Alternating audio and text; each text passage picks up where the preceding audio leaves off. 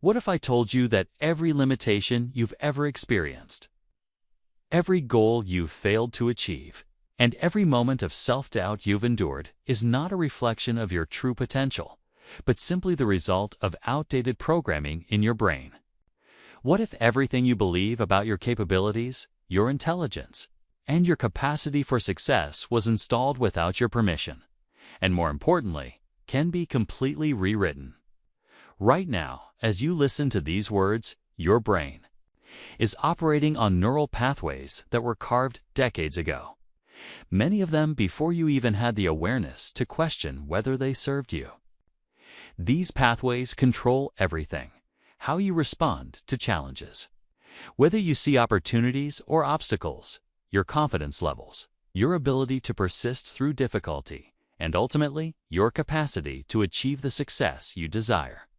The shocking truth is that 95% of people will live their entire lives as prisoners of their own neural programming, never realizing that they have the power to completely rewire their brain for success. They will struggle with the same limitations, repeat the same self-sabotaging patterns, and wonder why success seems to come easily to others while remaining frustratingly out of reach for them. But you are not most people.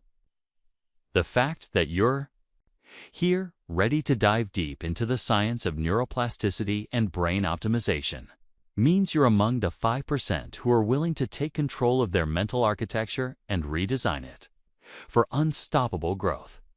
This audiobook is not about positive thinking, wishful hoping, or surface-level motivation.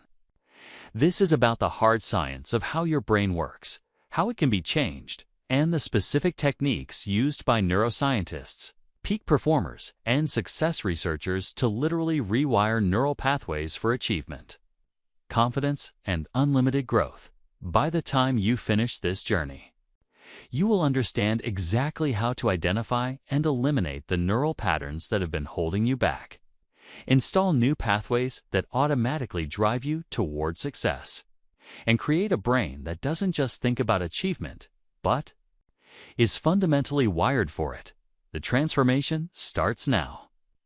And once you understand how to control your own neural programming, there will be no limit to what you can achieve. Chapter 1. The Prison of Outdated Programming. Your brain is the most sophisticated computer ever created, capable of processing millions of bits of information per second, storing vast amounts of data, and making complex calculations that would overwhelm the most advanced artificial intelligence systems. Yet for most people, this incredible machine is running on software that was installed decades ago, often without their knowledge or consent. From the moment you were born, your brain began recording everything. Every word spoken to you, every emotion felt in your presence, every success and failure you witnessed, every limitation you were told existed. By the age of 7, neuroscientists estimate that 95% of your core beliefs about yourself and the world were already programmed into your subconscious mind. Think about this for a moment. The beliefs that currently govern your behavior, your confidence levels, your willingness to take risks, and your expectations of what's possible were largely formed before you had the critical thinking skills to evaluate whether they were true or beneficial. If you grew up hearing that money was hard to come by, your brain installed that as a fundamental truth. If you were told that only certain types of people become successful, that became part of your operating system. If you experienced failure and heard that you weren't good enough, smart enough, or talented enough, those judgments became embedded in your neural architecture. The most insidious part of this process is that these early programs don't announce themselves. They don't say, "This is just a belief that was installed when you were 5 years old." Instead, they feel like absolute truth. They feel like reality itself. When your programmed brain tells you that you're not capable of achieving something, it doesn't feel like an opinion. It feels like a fact about the world. This is why so many intelligent, capable, hardworking people struggle to break through to the next level of success. It's not because they lack ability, effort, or desire. It's because they're operating with neural software that was designed for a different version of themselves, often a much younger, more vulnerable version that needed protection from disappointment rather than programming for achievement. Consider this: every time you've hesitated before taking action on an opportunity, that hesitation came from a neural pathway. Every time you've doubted your abilities despite evidence of your competence, that doubt originated in your brain's wiring. Every time you felt that success was something that happened to other people, but not to you, that feeling was generated by specific patterns in your neural network. The revolutionary discovery of neuroplasticity has shown us that none of this programming is permanent. Your brain remains malleable throughout your entire life, capable of forming new neural pathways and reorganizing existing ones. The same brain that learned to doubt can learn to believe. The same neural networks that generated fear can be rewired to generate confidence. The same mental patterns that created limitation can be transformed to create unlimited potential. But here's what most people don't understand. Your brain won't rewire itself automatically. It won't suddenly decide that it's time to upgrade your mental software. The outdated programming will continue running indefinitely unless you consciously choose to interrupt it and install something better. This is where most people get stuck. They recognize that they want to change. They may even understand that their current thinking patterns aren't serving them, but they don't know how to actually rewire their brain. They try affirmations, positive thinking, or willpower. And when these surface-level approaches fail to create lasting change, they conclude that transformation isn't possible for them. The truth is that rewiring your brain requires specific techniques, consistent application, and an understanding of how neural pathways are actually formed and strengthened. It's not about thinking positive thoughts. It's about creating new neural highways through deliberate practice, repetition, and strategic conditioning. When you master the science of neuroplasticity and apply it systematically to your own mental programming, something extraordinary happens. The beliefs that once limited you begin to fade. The confidence that once seemed impossible starts to feel natural. The success that once appeared to be reserved for others becomes your new normal. But first, must understand exactly how your current programming was installed and why it has such a powerful hold over your behavior. Only then can you begin the process of conscious reprogramming that will transform your brain into a success-generating machine. Chapter 2. How your brain creates your reality. Most people believe that they see the world as it actually is. Their perceptions are accurate reflections of objective reality. This is one of the most profound misconceptions about human consciousness. The truth is that your brain doesn't show you reality. It shows you an interpretation of reality that has been filtered, edited, and constructed based on your existing neural programming. Every second, your brain is bombarded with approximately 11 million bits of sensory information. Your conscious mind, however, can only process about 40 bits per second. This means that 99.999% of available information is filtered out before it ever reaches your conscious awareness.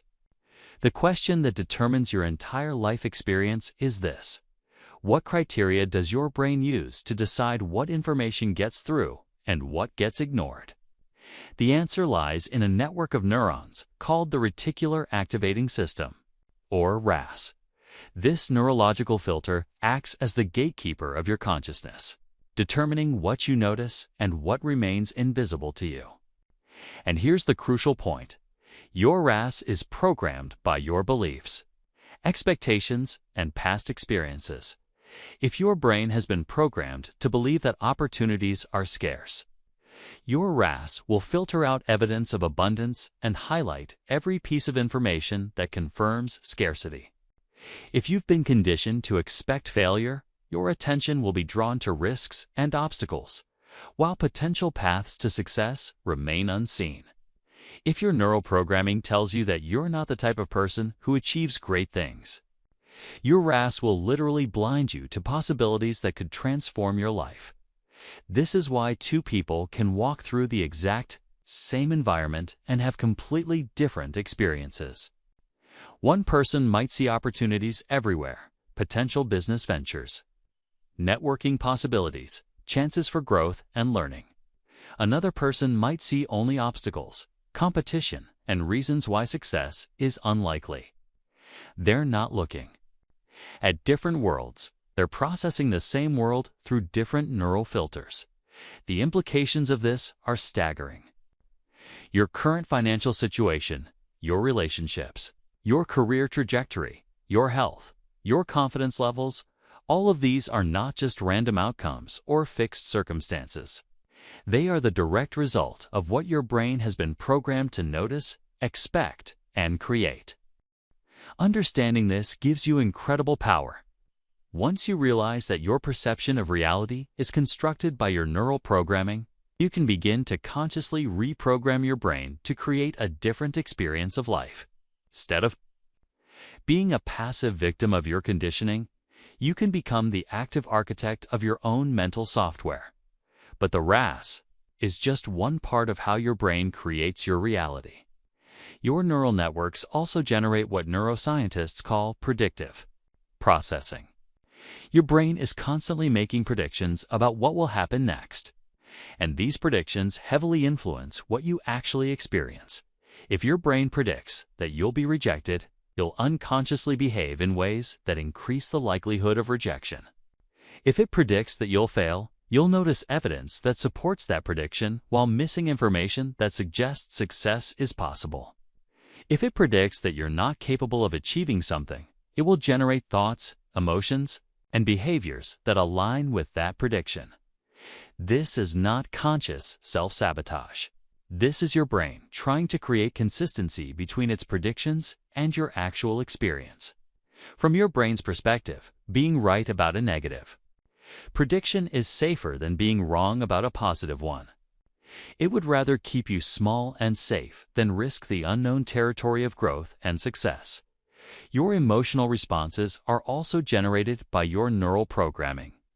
When you feel anxious about taking risks, that anxiety isn't necessarily a reflection of actual danger. It's your brain's programmed response to uncertainty. When you feel unworthy of success, that feeling isn't based on objective truth. It's the result of neural pathways that were carved by past experiences or inherited beliefs. Even your sense of identity is constructed by your brain's programming. The person you believe yourself to be, your strengths, weaknesses, capabilities, and limitations is not a fixed reality, but a neural construct that can be modified. The stories you tell yourself about who you are and what you're capable of are running on mental software that you can upgrade. This understanding is simultaneously humbling and empowering. It's humbling because it reveals how much of what you've considered to be absolute truth about yourself and the world is actually just programming. It's empowering because it means that any limitation you've accepted as permanent is actually changeable. The brain's neuroplasticity ensures that new neural pathways can be created at any age, while old, unused pathways gradually weaken. This means you can literally rewire your brain to create a new reality. You can program your RAS to notice opportunities instead of obstacles. You can train your predictive processing to expect success instead of failure. You can condition your emotional responses to generate confidence instead of fear. But this transformation doesn't happen through wishful thinking or positive affirmations alone. It requires a systematic approach to neural reprogramming that works with your brain's natural learning mechanisms rather than against them. Chapter 3. The Science of Neuroplasticity. For most of human history, scientists believed that the adult brain was essentially fixed, that neural development was complete by early adulthood, and that significant change in mental capabilities or personality was impossible. This belief shaped everything from educational approaches to psychological treatments, and it condemned millions of people to accept limitations as permanent realities. The discovery of neuroplasticity has revolutionized our understanding of human potential. Neuroplasticity is your brain's ability to reorganize itself physically and functionally throughout your entire life. It can form new neural connections, strengthen existing ones, and even generate new neurons in certain regions. This means that your brain is not a static computer running fixed software. It's a dynamic, adaptable system that continuously rewrites itself based on your experiences, thoughts, and behaviors. Dr. Norman Deutsch, a leading researcher in neuroplasticity, has documented cases of people completely transforming their mental capabilities through targeted neural training. Stroke patients who lost the ability to speak have rewired their brains to communicate fluently again. People born with learning disabilities have developed exceptional abilities in areas where they were once considered hopeless. Adults who struggled with confidence and motivation have transformed into high achievers by systematically rewiring their neural patterns. The key insight from neuroplasticity research is that your brain changes every day. Whether you're conscious of it or not, every thought you think, every emotion you feel, every behavior you engage in is either strengthening existing neural pathways or creating new ones. The question is not whether your brain is changing, it's whether you're directing that change toward your goals or allowing it to happen randomly. Neuroscientists have identified several key principles that govern how neural rewiring occurs. Repetition is the fundamental driver of neuroplasticity. When you repeat a thought, emotion, or behavior, you strengthen the neural pathway associated with it. This is why habits become automatic and why practice skills become effortless. But it also means that repeated negative thoughts, chronic worry, or consistent self-doubt literally carve deeper grooves in your brain, making these patterns more likely to occur in the future. Attention and focus amplify neuroplastic change. When you pay deliberate attention to something, you increase the likelihood that your brain will form strong neural connections related to it. This is why mindful practice is more effective than mindless repetition. When you consciously focus on developing confidence, for example, you accelerate the formation of neural pathways associated with confident thoughts and behaviors. Emotional intensity accelerates neural rewiring. Experiences that generate strong emotions create stronger neural imprints than neutral experiences. This is why traumatic events can have lasting impacts, but it also means that you can leverage positive emotions to accelerate beneficial changes. In your brain, when you combine new thoughts or behaviors with feelings of excitement, gratitude, or accomplishment, you strengthen the neural pathways much more rapidly. Challenge and novelty stimulate neuroplastic growth. Your brain creates new neural connections most readily when it encounters new challenges or unfamiliar situations. This is why stepping outside your comfort zone is so crucial for personal growth. It literally forces your brain to build new neural pathways to handle the novel circumstances. Rest and consolidation are essential for neural rewiring, while active practice initiates neuroplastic changes. Sleep and relaxation periods are when your brain consolidates these new patterns and integrates them into your existing neural network. This is why consistent sleep and recovery are crucial for sustainable transformation. The implications of these principles are profound. They mean that you can literally sculpt your brain to generate the thoughts, emotions, and behaviors that lead to success. You can weaken neural pathways associated with self-doubt, fear, and limitation, while strengthening pathways connected to confidence, resilience, and achievement. But neuroplasticity also reveals why change is often difficult, and why most people's attempts at transformation fail. If you've been thinking, feeling, and behaving in certain ways for years or decades, those neural pathways have become superhighways in your brain. Changing them requires consistent effort over time, not just temporary motivation or sporadic attempts at improvement. The good news is that your brain is designed to change. Every time you choose a different thought, generate a new emotion, or engage in a novel behavior, You're literally rewiring your neural architecture. The process is not always comfortable. Breaking old neural patterns can feel strange, difficult, or even frightening, but it is always possible. Modern neuroscience has also revealed specific techniques that can accelerate neuroplastic change. Visualization activates the same neural networks as actual experience, allowing you to practice new patterns mentally before implementing them behaviorally. Meditation increases neuroplasticity and strengthens areas of the brain associated with attention, emotional regulation, and self-awareness. Physical exercise promotes the production of brain-derived neurotrophic factor, a protein that supports the growth of new neural connections. Perhaps most importantly, neuroplasticity research has shown that belief itself affects neural change. When you truly believe that transformation is possible, your brain becomes more receptive to rewiring. Conversely, if you doubt your ability to change, you actually impede the neuroplastic process. This means that the journey of rewiring your brain for success begins with understanding and internalizing the scientific fact that your brain can change. You are not stuck with the mental patterns you currently have. You are not limited by your past programming. You have the power to consciously direct your brain's natural plasticity toward creating the mental architecture of success. Chapter 4. Identifying your current neural programming before you can rewire your brain for success. You must first understand the specific programming that's currently running in your mental operating system. Most people are completely unconscious of their neural patterns, operating on autopilot according to programs they've never examined or questioned. This lack of awareness is precisely what keeps them trapped in cycles of limitation and unfulfilled potential. Your current neural programming reveals itself through 4 primary channels: your automatic thoughts, your emotional patterns, your behavioral tendencies, and your results.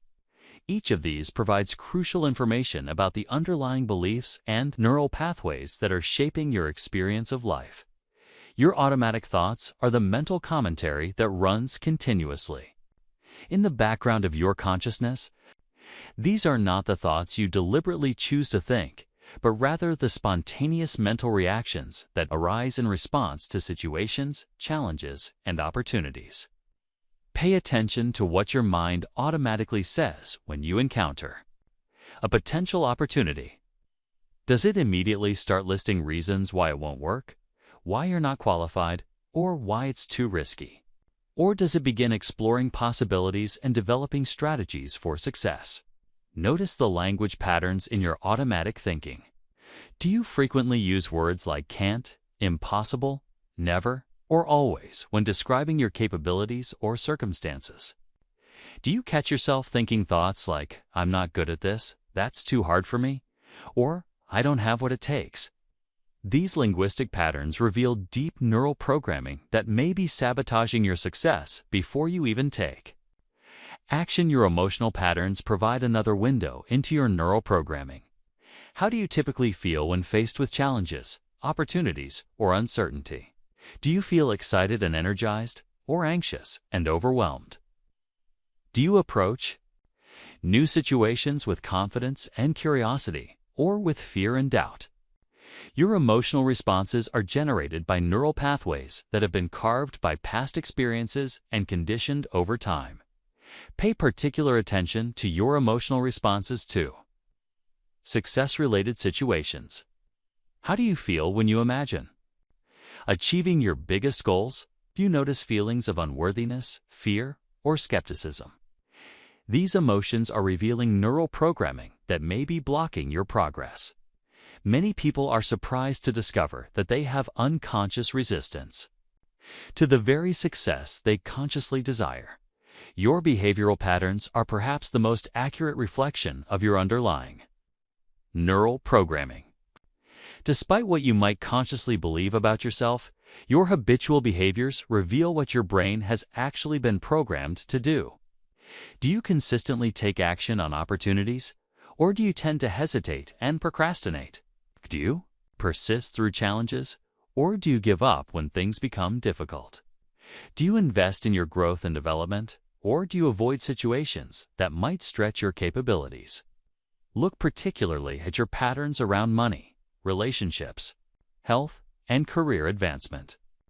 These areas often reveal the deepest programming because they involve fundamental beliefs about what you deserve, what's possible for you, and what kind of person you are. Your results, your current financial situation, the quality of your relationships, your health, your career trajectory are the ultimate output of your neural programming. While external circumstances certainly play a role, your consistent results over time reveal the patterns that your brain has been programmed to create. If you consistently struggle in certain areas despite conscious effort and good intentions, there's likely unconscious programming working against your desired outcomes. One of the most revealing exercises you can do is to examine the gap between your conscious goals and your actual results. Where you see consistent gaps, you can be certain that there's unconscious programming that needs to be identified and rewired to make this process more systematic. Spend time over the next week documenting your automatic thoughts, emotional responses, and behavioral choices in key situations. When you encounter an opportunity, notice what your mind immediately tells you about it. When you face a challenge, observe your emotional state and your behavioral response. When you think about your biggest goals, pay attention to what thoughts and feelings arise. Many people are shocked by what they discover during this examination. They realize that despite consciously wanting success, their automatic thoughts are predominantly negative. Despite claiming to believe in their potential, their emotional responses reveal deep-seated doubt. Despite setting ambitious goals, their behaviors consistently pull them away from those objectives. This awareness, while sometimes uncomfortable, is the essential first step in transformation. You cannot change what you're not aware of, and you cannot rewire programming that you haven't identified. The neural patterns that run your life become powerless the moment you bring them into conscious awareness and decide to change them. Some of the most common limiting programs include: success requires sacrifice of everything else important. I don't deserve to have more than others. If I succeed, people will expect too much from me. It's selfish to want more. I'm not smart enough, talented enough, worthy enough. Success is for other people, not people like me, and if I try and fail, it will prove I'm inadequate. Once you've identified your specific limiting programs, you can begin the systematic process of rewiring them. But identification alone is not enough. You must understand why these programs developed and what positive intention they may have been serving, even if they're now holding you back. Every piece of neural programming, even limiting beliefs, developed for a reason. Understanding that reason helps you rewire more effectively, because you can address the underlying need while changing the programming to serve you better. Chapter 5. Breaking the patterns that hold you back. Identifying your limiting neural programming is crucial, but it's only the first step. Now comes the more challenging work of actually interrupting and breaking the patterns that have been running your life. This process requires understanding how neural patterns maintain themselves and developing specific techniques to disrupt them before they can be replaced with more empowering programming. Neural patterns persist because they operate below the threshold of conscious awareness and they feel familiar, which your brain interprets as safe. Your brain's primary job is to keep you alive, and from a survival perspective, familiar patterns are safer than unknown possibilities. Even if those familiar patterns are limiting your potential, every time you automatically think a limiting thought, feel a disempowering emotion, or engage in self-sabotaging behavior, you're strengthening the neural pathway associated with that pattern. The pattern becomes more entrenched, more automatic, and more resistant to change. This is why simply trying to think positive thoughts or use willpower to overcome limiting patterns rarely works. You're trying to fight established neural superhighways with conscious effort alone. Breaking these patterns requires what neuroscientists call pattern interruption, consciously disrupting the automatic sequence before it can complete itself. The key is to catch the pattern in the moment it's beginning to run and intervene, before it gains momentum. The first technique is developing what researchers call metacognitive awareness, the ability to observe your own thinking process. As it happens, this means learning to step back from your thoughts and emotions and observe them as mental events rather than absolute truths. Instead of being caught up in the thought, "I'm not good enough for this opportunity," you learn to recognize, "I'm having the thought that I'm not good enough for this opportunity." This subtle shift creates psychological distance between you and your programming, giving you the space needed to choose a different response. When you recognize that limiting thoughts are just mental events generated by old programming rather than accurate assessments of reality, they lose much of their power over you. The second technique is immediate pattern disruption. The moment you catch yourself running a limiting pattern, you interrupt it with a predetermined action. This could be a physical gesture like snapping your fingers, a mental command like stop, or a reframing question like, "What would I think about this if I were already successful?" The specific interruption method matters less than the consistency of applying it. Every time you notice the pattern beginning, physical movement is particularly effective for pattern interruption because it engages different neural networks and can literally shake you out of the mental state associated with a limiting pattern. Some people find that standing up, taking a deep breath, or doing jumping jacks effectively disrupts negative thought spirals. The third technique involves questioning the validity and usefulness of the limiting pattern. When you catch yourself in a limiting thought or emotional pattern, ask yourself, is this thought actually true? What evidence do I have for and against this belief? How is this pattern serving me? What would I accomplish if I didn't have this limitation? What would someone who's already achieved my goals think about this situation? These questions force your brain to examine the pattern from different angles and often reveal that the limiting belief is not based on current reality, but on outdated information or past experiences that are no longer relevant. The fourth technique is developing alternative response patterns. Instead of just trying to stop limiting patterns, you need to have empowering alternatives ready to implement. When you catch yourself thinking, "I can't do this," you immediately shift to, "I'm learning how to do this," or "I can figure this out." When you notice fear about taking action, you redirect to, "This feeling means I'm growing," or "I'm excited about the possibilities." These alternative patterns need to be practiced in advance so they're readily available when you need them. You can't develop new neural pathways in the heat of the moment. You need to train them during calm periods so they're accessible when challenging situations arise. The fifth technique involves changing your physiology to interrupt emotional patterns. Your thoughts, emotions, and physical state are interconnected through what neuroscientists call embodied cognition. When you change your posture, breathing, or facial expression, you can directly influence your mental and emotional state. Research shows that standing in confident postures for just 2 minutes can increase testosterone levels and decrease cortisol, creating a more confident and assertive mental state. Similarly, controlled breathing techniques can activate the parasympathetic nervous system, reducing anxiety and creating space for more resourceful thinking. The most important principle in breaking limiting patterns is consistency. These patterns have been strengthened through thousands of repetitions over years or decades. Breaking them requires consistent interruption over weeks and months until the new patterns become stronger than the old ones.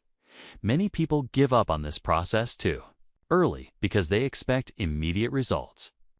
They interrupt a limiting pattern a few times and then become discouraged when it keeps recurring. Understanding that pattern breaking is a gradual process of weakening old neural pathways, while strengthening new ones helps maintain the persistence necessary for lasting change. It's also crucial to be patient and compassionate with yourself during this process. The fact that old patterns keep showing up doesn't mean you're failing. It means you're human and your brain is operating according to its natural tendencies. Every time you successfully interrupt a limiting pattern, you're making progress. Even if the pattern returns later, the goal is not to eliminate all limiting thoughts and emotions. That's neither possible nor necessary. The goal is to reduce their frequency and intensity while developing the ability to choose your response rather than being controlled by automatic programming. Chapter 6. Installing New Success Programming. Once you've begun the process of breaking limiting patterns, you need to actively install new neural programming that supports your success. Your brain abhors a vacuum if you simply remove old programming without replacing it with something better. Your mind will either revert to the familiar patterns or create new problems to fill the space. Installing new success programming requires understanding how your brain learns and forms new neural pathways. Unlike breaking old patterns, which involves weakening existing connections, creating new programming involves building entirely new neural networks from scratch. This process requires repetition, emotional intensity, and strategic conditioning. The first principle of installing new programming is specificity. Vague desires for success or confidence don't provide your brain with clear instructions for what neural pathways to build. Instead, you need to define exactly what thoughts, emotions, and behaviors you want to become automatic. For example, instead of wanting to be more confident, you might specify, when I encounter opportunities, I automatically think about possibilities. Rather than obstacles, I feel excited and energized rather than anxious. I take action within 24 hours rather than overthinking and procrastinating. This level of specificity gives your brain a clear blueprint for what new programming to install. The second principle is emotional engagement. Your brain prioritizes information that has emotional significance, so new programming that's connected to strong positive emotions will be learned much faster than purely intellectual concepts. When you practice new thought patterns, you need to generate the emotions that would naturally accompany those thoughts in real-life situations. If you're installing programming for financial success, don't just think thoughts about abundance. Feel the emotions of gratitude, excitement, and satisfaction that would accompany financial freedom. If you're developing confidence programming, embody the feelings of certainty, capability, and self-assurance that confident people experience. The third principle is repetition with variation. While repetition strengthens neural pathways, doing exactly the same thing repeatedly can cause your brain to stop paying attention. Instead, you need to practice your new programming in multiple contexts and with slight variations to ensure it generalizes to real-world situations. Practice your new confidence programming while imagining different scenarios, job interviews, presentations, networking events, difficult conversations. Visualize yourself succeeding in various circumstances, not just one ideal situation. This builds robust neural networks that can function across multiple contexts. The fourth principle is progressive conditioning. You can't install completely new programming overnight because it would be too far from your current neural baseline. Instead, you need to gradually condition your brain to accept increasingly empowering thoughts and beliefs.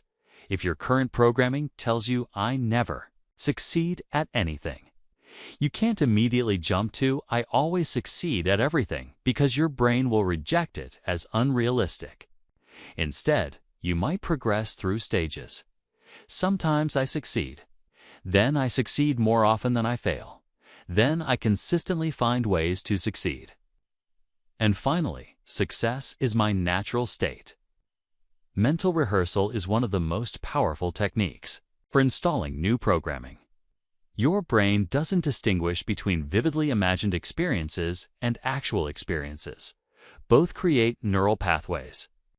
Olympic athletes have used mental rehearsal for decades.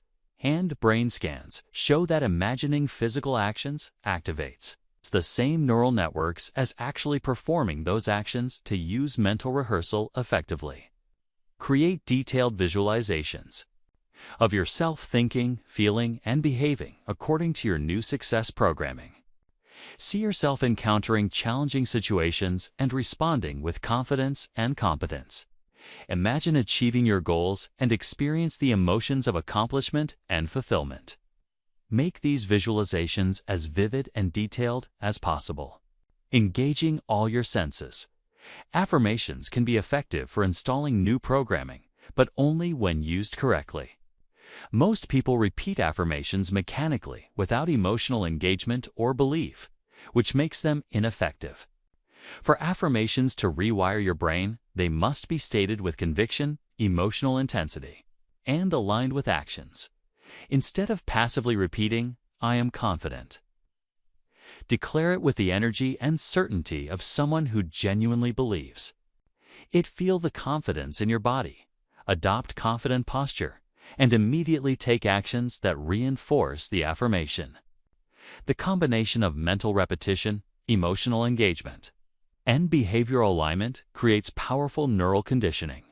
Identity-based programming is particularly powerful because it targets your core sense of self rather than just surface-level behaviors. Instead of trying to act confident, you reprogram yourself to be a confident person. Instead of trying to make more money, you become someone who naturally creates wealth. Instead of trying to be successful, you embody the identity of a successful person. This approach works because behavior flows from identity. When you truly see yourself as a successful person, you automatically think and act in ways that successful people think and act. The behaviors become natural expressions of who you are rather than forced attempts to be someone you're not. Environmental conditioning accelerates the installation of new programming. Surround yourself with people, information, and experiences that reinforce your new neural patterns. If you're installing abundance programming, immerse yourself in content about wealth creation. Spend time with financially successful people. And put yourself in environments where abundance is the norm. Your environment provides constant input to your subconscious mind, either reinforcing old programming or supporting new patterns. By consciously designing your environment to align with your desired programming, you create consistent conditioning that accelerates neural rewiring. Asterisk. The key to successful programming installation is consistency over intensity. It's better to practice your new patterns for 10 minutes every day than for 2 hours once a week. Your brain learns through consistent repetition, and daily practice ensures that the new programming becomes stronger than the old patterns. Track your progress by monitoring your automatic thoughts, emotional responses, and spontaneous behaviors. As new programming takes hold, you'll notice that empowering thoughts start arising without effort. Confident emotions become more frequent. Then success-oriented behaviors begin feeling natural rather than forced. Chapter 7. The Neuroscience of Confidence. Confidence is not a personality trait or a fixed characteristic. It's a neural state. It can be systematically developed through understanding and applying the neuroscience of self-assurance. When you observe genuinely confident people, you're seeing the external expression of specific neural patterns that generate certainty, self-trust, and the willingness to take action despite uncertainty. Research in neuroscience has revealed that confidence is associated with specific patterns of brain activity. Confident individuals show increased activity in the prefrontal cortex, the region responsible for executive function and decision-making, while showing decreased activity in the amygdala, the brain's fear center. This neurological signature creates the mental state we recognize as confidence, clear thinking. Combined with emotional calm, understanding the neuroscience of confidence allows you to deliberately create these brain states. Rather than waiting for confidence to magically appear, you can train your brain to generate the neural patterns associated with confidence, making self-assurance a skill rather than hoping it will be a gift. The first component of neural confidence is self-trust, which is based on your brain's assessment of your past successes and capabilities. Every time you succeed at something, even something small, your brain records that success as evidence of your competence. Conversely, every perceived failure gets recorded as evidence of inadequacy. Over time, your brain develops a success-failure ratio that determines your baseline confidence level. Most people unknowingly sabotage their confidence by focusing disproportionately on their failures while dismissing or minimizing their successes. They remember in vivid detail every mistake, embarrassment, or disappointment while barely acknowledging their accomplishments. This creates a neural database that supports doubt rather than confidence. To rewire your brain for confidence, you need to systematically rebuild this internal database. Start documenting every success, no matter how small. Did you have a good conversation with someone? That's evidence of social competence. Did you complete a challenging task? That's proof of your capability. Did you overcome a fear to take action? That demonstrates courage and growth. The key is to emotionally experience these successes rather than just intellectually acknowledging them. When you achieve something, take time to feel the satisfaction, pride, and accomplishment. These positive emotions strengthen the neural pathways associated with success and competence, building a foundation of confidence that becomes increasingly unshakable. The second component is outcome. Independence, the ability to take action without attachment to specific results. Paradoxically, true confidence comes not from guaranteeing success, but from knowing you can handle whatever outcomes arise. When your sense of self-worth and identity depend on achieving particular results, you become hesitant to take risks because failure would threaten your self-concept. Neural confidence is built by training your brain to separate your identity from your outcomes. You can be a valuable, capable person regardless of whether any particular venture succeeds or fails. This doesn't mean you don't care about results. It means your self-worth isn't contingent on them.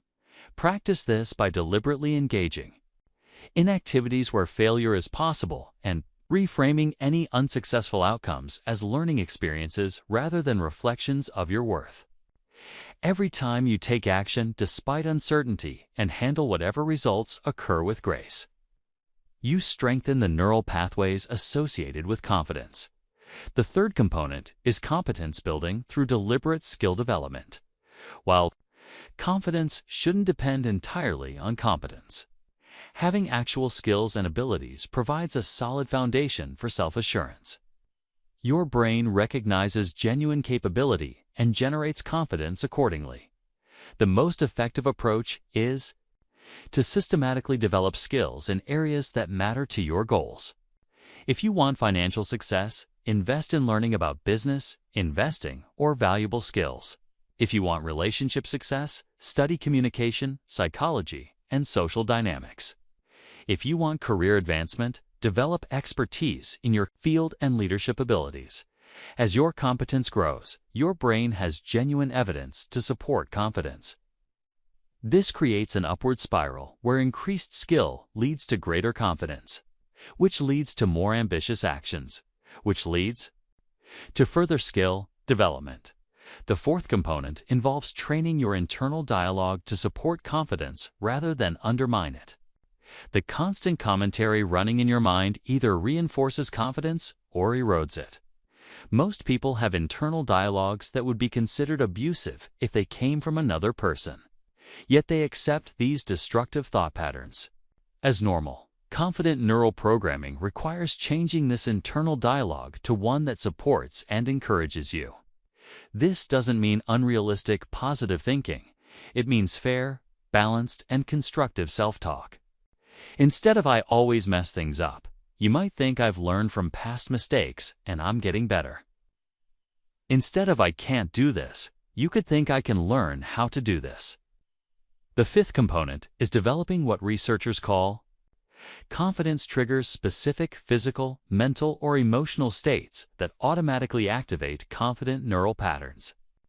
These might include particular postures, breathing patterns, mental phrases, or visualization techniques that consistently generate confident feelings. Athletes often use confidence triggers before competition, specific routines, or mental techniques that activate peak performance states. You can develop similar triggers for challenging situations in your life. The key is to practice these triggers during calm periods so they're readily available when you need them. Physical posture has a direct impact on confidence through what scientists call embodied cognition. Standing tall, making eye contact, speaking clearly, and taking up appropriate space all send signals to your brain that activate confident neural patterns. Conversely, slouching, avoiding eye contact, and making yourself small trigger neural patterns associated with insecurity. Confidence is also contagious through mirror neurons, specialized brain cells that fire both when you perform an action and when you observe others performing the same action. Spending time around genuinely confident people helps train your brain to adopt similar neural patterns. Conversely, surrounding yourself with insecure, negative, or fearful people can undermine your confidence development. The key to developing unshakable confidence is consistency in applying these neuroscience principles. Like any neural rewiring process, building confidence requires persistent practice over time. Every confident thought, emotion, and action you choose strengthens the neural pathways associated with self-assurance. Most importantly, understand that confidence is not about never feeling fear or doubt. It's about taking action despite those feelings.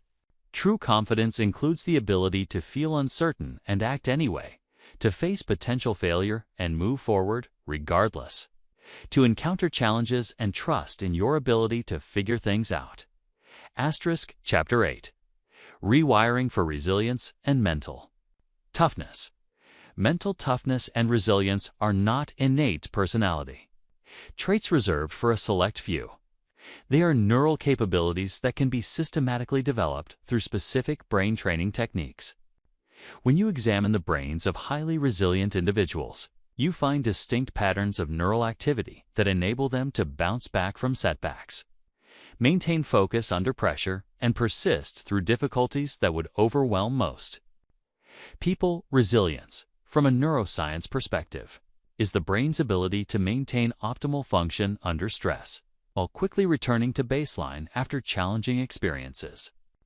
This involves specific neural networks working in coordination, the prefrontal cortex maintaining executive control, the anterior cingulate cortex managing attention and emotion regulation, and the hippocampus processing and contextualizing stressful experiences. The first component of neural resilience is stress inoculation. Deliberately exposing yourself to manageable levels of challenge and difficulty to strengthen your brain's stress response systems. Just as physical muscles grow stronger when challenged with resistance training, your neural resilience networks become more robust when regularly exercised with appropriate stressors. This doesn't mean seeking unnecessary hardship, but rather systematically putting yourself in situations that stretch your comfort zone and require you to cope with uncertainty, pressure, or difficulty. Each time you successfully navigate a challenging situation, your brain builds evidence of your capability to handle stress, creating neural pathways that support resilience rather than fragility. Professional athletes, musicians, and other peak performers often train sustained attention through what's called deliberate practice, focusing intensely on specific aspects of their craft for extended periods. This not only improves their skills but also strengthens their neural networks for sustained attention. Practice sustained attention by choosing challenging but achievable tasks that require continuous focus. Reading complex material, learning new skills, or working on creative projects all provide excellent training for sustained attention. The key is to push beyond your comfort zone while maintaining quality of attention rather than just going through the motions. The third component is divided attention, the ability to manage multiple streams of information simultaneously. While Multitasking is generally ineffective for complex tasks. There are situations where you need to monitor multiple inputs while maintaining primary focus on your main objective. This skill is particularly important for leadership, where you need to track multiple aspects of projects, teams, and objectives simultaneously. Train divided attention by practicing activities that require monitoring several variables at once while maintaining performance standards in your primary task. The fourth component is executive attention, your brain's ability to resolve conflicts between different attention demands and maintain focus on long-term goals despite short-term temptations. This is controlled by networks involving the prefrontal cortex and anterior cingulate cortex. Executive attention is what allows you to maintain focus on important but not urgent tasks when there are more immediately compelling distractions available. It's what enables you to work on long-term projects when there are emails to check, social media to browse, or easier tasks to complete. Strengthen executive attention through deliberate practice, choosing long-term rewards over short-term impulses. This might involve working on your most important project before checking email, completing difficult tasks before easier ones, or investing time in learning and development rather than passive entertainment. Meditation is one of the most scientifically validated methods for training attention. Regular meditation practice strengthens the neural networks responsible for attention while reducing activity in the default mode network, the brain circuits responsible for mind-wandering and distraction. Even 10 to 15 minutes of daily meditation can produce measurable improvements in attention span, focus quality, and resistance to distraction. The key is consistency rather than duration. Daily practice is more effective than occasional long sessions. Physical exercise also plays a crucial role in attention training. Cardiovascular exercise increases the production of brain-derived neurotrophic factor BDNF, which supports the growth of new neural connections. It also improves executive function and cognitive flexibility. Environmental design is critical for attention training. Your physical environment should support focus rather than undermine it. This means eliminating visual distractions, reducing noise, optimizing lighting, and organizing your space to minimize decision fatigue. Digital hygiene is essential in the modern world. Most people's attention has been hijacked by devices and applications specifically designed to capture and hold attention. Regaining control requires systematic changes to how you interact with technology. Turn off all non-essential notifications. Batch process emails and messages rather than responding immediately. Use website blockers during focus periods and create phone-free zones for deep work. The goal is to use technology intentionally rather than being used by it. Single tasking is a revolutionary concept in our multitasking world. But neuroscience clearly shows that the brain performs best when focused on one complex task at a time. What people call multitasking is actually rapid task switching, which reduces performance and increases mental fatigue. Commit to single tasking by choosing one important activity and giving it your complete attention until completion or until a predetermined time limit is reached. This might feel slow initially, but you'll accomplish far more with higher quality and less stress. The attention revolution begins with recognizing that your focus is your most valuable resource and that it can be trained systematically. Every moment of sustained focus strengthens your neural networks for attention, while every moment of distraction weakens them in our distracted world. The ability to maintain deep, sustained focus has become a superpower that separates high achievers from everyone else. Those who master attention master the ability to direct their consciousness intentionally rather than having it scattered by external forces. Chapter 10. Reprogramming your relationship with failure. Perhaps no aspect of neural programming has a greater impact on your success potential than your relationship with failure. Most people have been conditioned to view failure as something to be avoided at all costs, as evidence of inadequacy or as confirmation that they're not meant for success. This programming creates a brain that is risk-averse, opportunity-blind, and growth-resistant. Neuroscience research reveals that high achievers have fundamentally different neural responses to failure than average performers.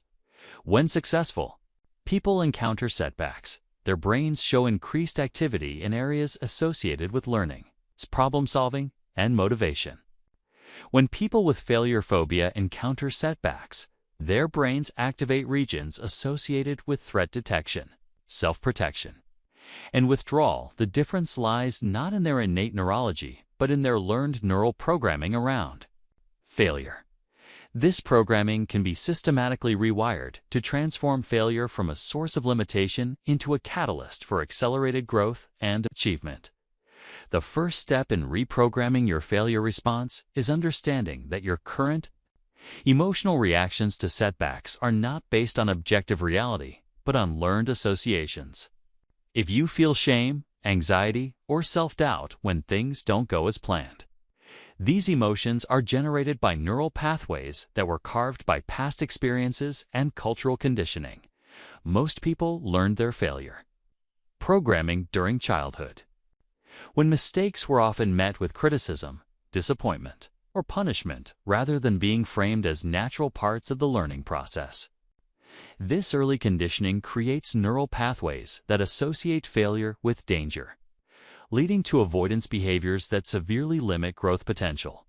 To rewire these patterns, you need to create new associations with failure through direct experience and cognitive reframing.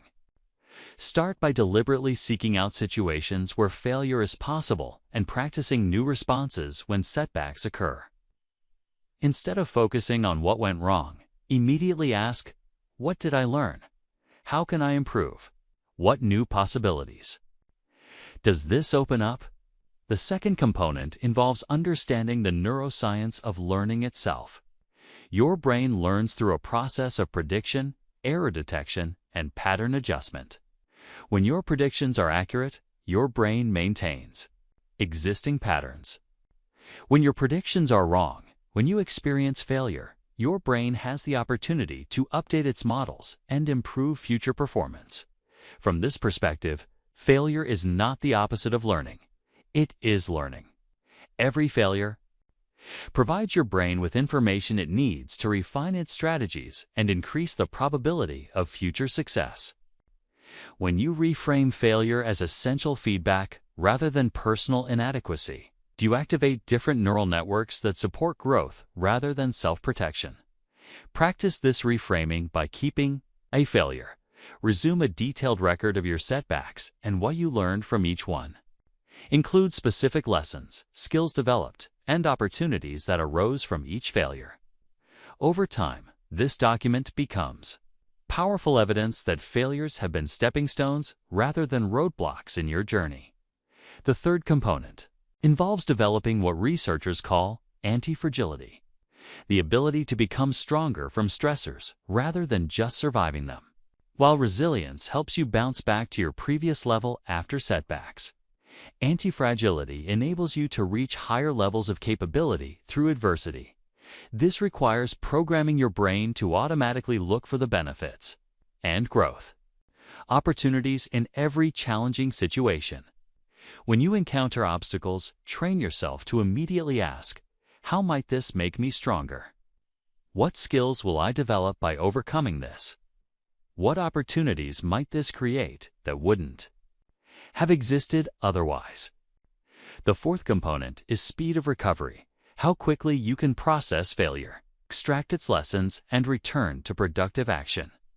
High achievers don't experience fewer failures than others. They simply recover from them faster and more completely. Develop systematic recovery protocols for when things don't go as planned. This might include acknowledging what happened without judgment, identifying specific lessons learned, adjusting your strategy based on new information, recommitting to your goals with renewed focus, and taking immediate action in a new direction. The Key is to make this process automatic rather than leaving it to chance emotions or random thoughts. When you have a predetermined system for processing failures, you can move through them quickly rather than getting stuck in unproductive emotional loops. The fifth component involves redefining success to include intelligent failures. Most people define success narrowly as achieving predetermined outcomes, which makes any deviation feel like failure. A more empowering definition includes progress, learning, skill development, and strategic positioning, even when specific goals aren't achieved. This doesn't mean lowering your standards or accepting mediocrity. It means recognizing that the path to extraordinary success inevitably includes numerous failures, and each failure contributes to your overall trajectory, even when it doesn't feel positive in the moment. Develop the habit of celebrating. Intelligent failures, attempts that didn't achieve their intended outcomes but provided valuable learning, developed important skills, or positioned you for future opportunities. This reinforces neural pathways that support risk-taking and experimentation rather than playing it safe. The sixth component is failure analysis and pattern recognition. Instead of avoiding thinking about failures or dismissing them as bad luck, successful people analyze their setbacks systematically to extract maximum learning value. Create regular failure analysis sessions where you examine recent setbacks objectively. Look for patterns in what led to the failures, what could have been done differently, and what systems or skills need to be developed to prevent similar failures in the future. This transforms failures from random negative events into valuable data for improvement. Environmental programming also affects your failure response. Surround yourself with people who view failure as a normal part of success rather than something to be ashamed of. Read biographies of successful people to normalize the role of failure in achievement. Consume content that reinforces growth-oriented, rather than fixed mindsets about setbacks. The ultimate goal is to develop neural programming that makes you antifragile, someone who gets stronger, smarter, and more capable through adversity, rather than despite it. When you achieve this level of reprogramming, failure loses its power to stop you because it becomes fuel for your growth rather than evidence of your limitations. This transformation doesn't happen overnight, but every time you choose to reframe failure as feedback, extract lessons from setbacks, and continue moving forward despite difficulties, you strengthen the neural pathways that support extraordinary achievement. Over time, you develop the kind of failure-resilient mindset that separates high achievers from those who remain trapped by their fear of not succeeding. Chapter 11. The Social Brain, Rewiring for Influence and Connection. Human beings are fundamentally social creatures, and your brain is wired to constantly evaluate your position within social hierarchies and your connection to others. These social neural networks have profound impacts on your confidence, influence, decision-making abilities, and overall success. Understanding and optimizing your social brain can dramatically enhance your ability to lead, persuade, collaborate, and create the kinds of relationships that accelerate achievement. The social brain consists of several interconnected neural networks that evolved to help humans navigate complex social environments. The mirror neuron system allows you to understand others' actions and emotions by simulating them in your own brain. The theory of mind network enables you to understand what others are thinking and feeling. The social pain network processes rejection and social exclusion with the same neural pathways used for physical pain. These systems work together to create your social reality, influencing everything from your communication style and leadership presence to your ability to build trust and navigate conflicts. Most importantly for success, they determine whether others see you as someone worth following, partnering with, or supporting. The first component of social brain optimization is developing what neuroscientists call social cognitive flexibility, the ability to rapidly read social situations and adjust your behavior appropriately.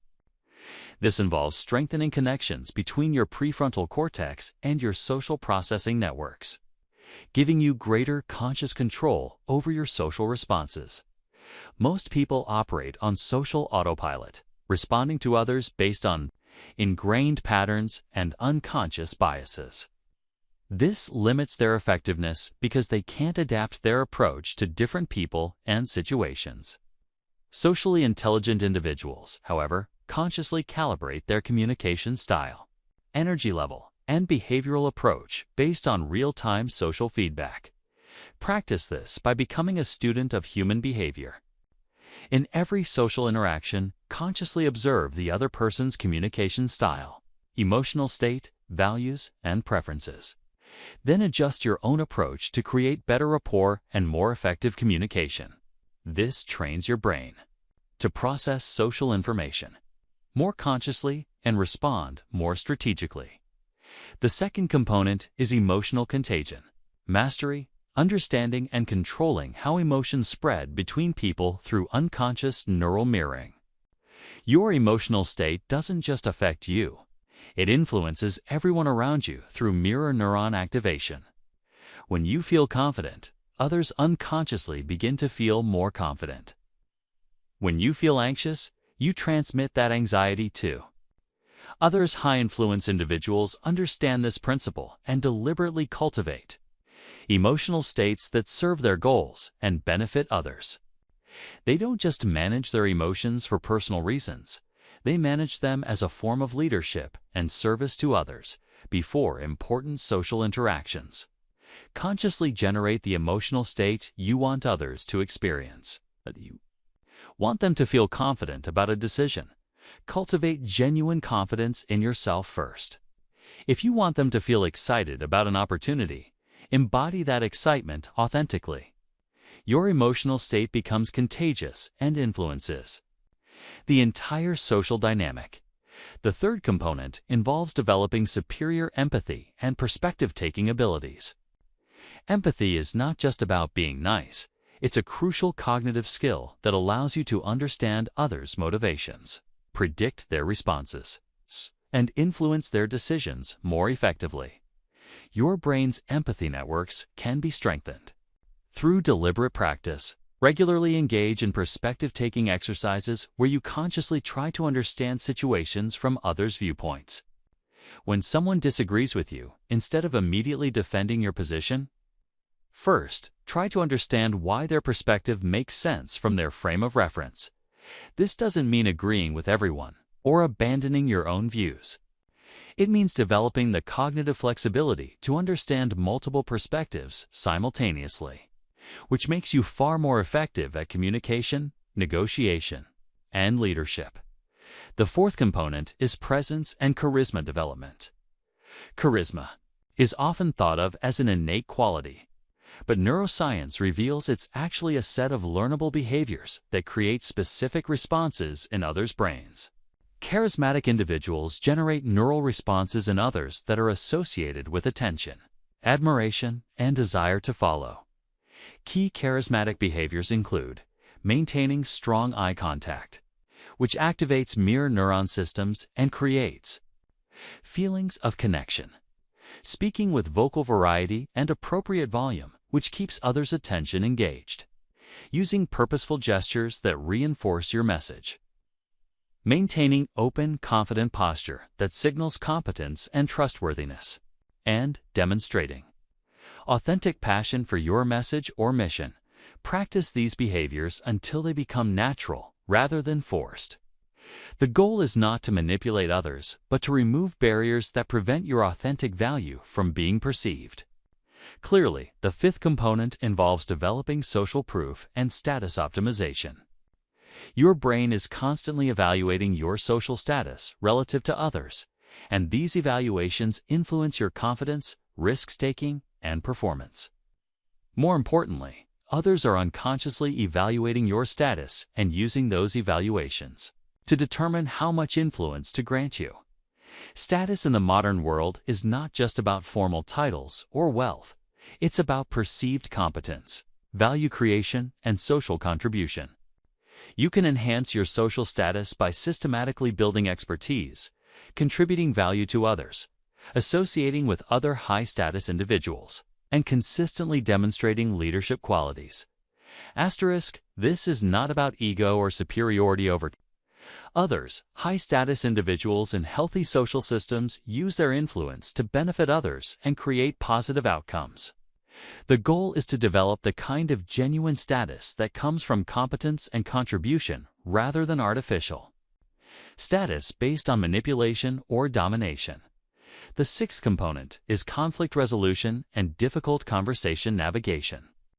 Your ability to handle social conflicts effectively has enormous impact on your success, because most opportunities require collaboration with others, and collaboration inevitably involves disagreements and challenging conversations. Train your brain to see conflicts as problem-solving opportunities rather than threats to avoid. When disagreements arise, focus on understanding all perspectives before advocating for your own position. Look for win-win solutions that address everyone's core needs rather than zero-sum outcomes where someone must lose. Develop the emotional regulation skills needed to remain calm and constructive even when others become emotional or hostile.